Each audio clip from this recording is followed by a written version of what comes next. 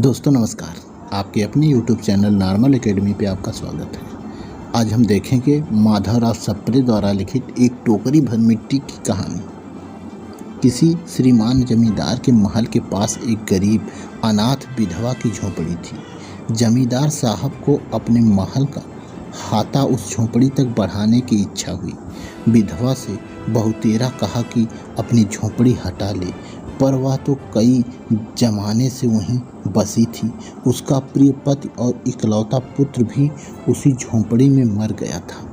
पतोहू भी एक 5 बरस की कन्या को छोड़कर चल बसी थी। अब यही उसकी पोती इस वृद्ध काल में एकमात्र आधार थी। जब कभी उसे अपनी पूर्व स्थिति की याद आ जाती तो मारे दुख के फूट फूट कर रोने लगती थी, और जब से उसने अपने श्रीमान पड़ोसी की इच्छा का हाल सुना, तब से तो वह मृत प्राय हो गई थी।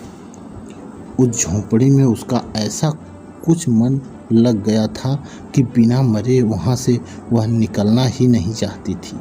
श्रीमान के सब प्रयत्न निष्फल हुए। तब वे अपनी जमींदारी चाल चलने लगे। बाल की खाल निकालने वाले वकीलों की थैली गरम कर उन्होंने अदालत से उस झोंपड़ी पर अपना कब्जा कर लिया और विधवा को वहां से निकाल दिया। बेचारी अनाथ तो थी ही, पड़ोस में कहीं जाकर रहने लगी। एक दिन श्रीमान उस झोंपड़ी के आसपास टहल रहे थे और लोगों को काम बतला रहे थे कि इतने में वह विधवा हाथ में एक टोकरी लेकर वहां पहुंची। श्रीमान ने उसको देखते ही अपने नौकरों से कहा कि उसे यहाँ से हटा दो, पर वह गिड़गिड़ा कर बोली कि महाराज, अब तो झोंपड़ी तुम्हारी ही हो गई है, मैं उसे लेने नहीं आई हूँ। महाराज क्षमा करें, तो एक विनती है। जमींदार साहब के सिर हिलाने पर उसने कहा कि जब से यह झोंपड़ी छूटी है, तब से पोती ने खाना पीना छोड़ दिया है।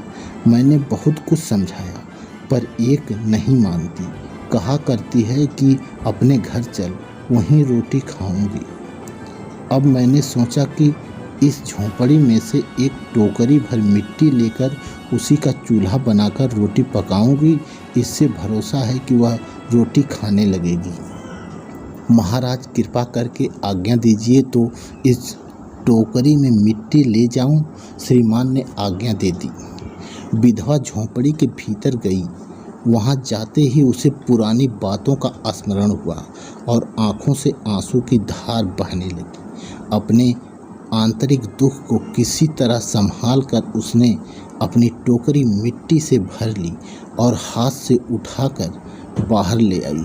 फिर हाथ जोड़कर श्रीमान से प्रार्थना करने लगी कि महाराज कृपा करके इस टोकरी को जरा हाथ लगाएं, जिससे कि मैं उसे अपने सिर पर धर लूं। जमींदार साहब पहले तो बहुत नाराज हुए, पर जब वह बराबर हाथ जोड़ने लगी और पैरों पर गिरने लगी तो उसके भी मन में कुछ दया आ गई।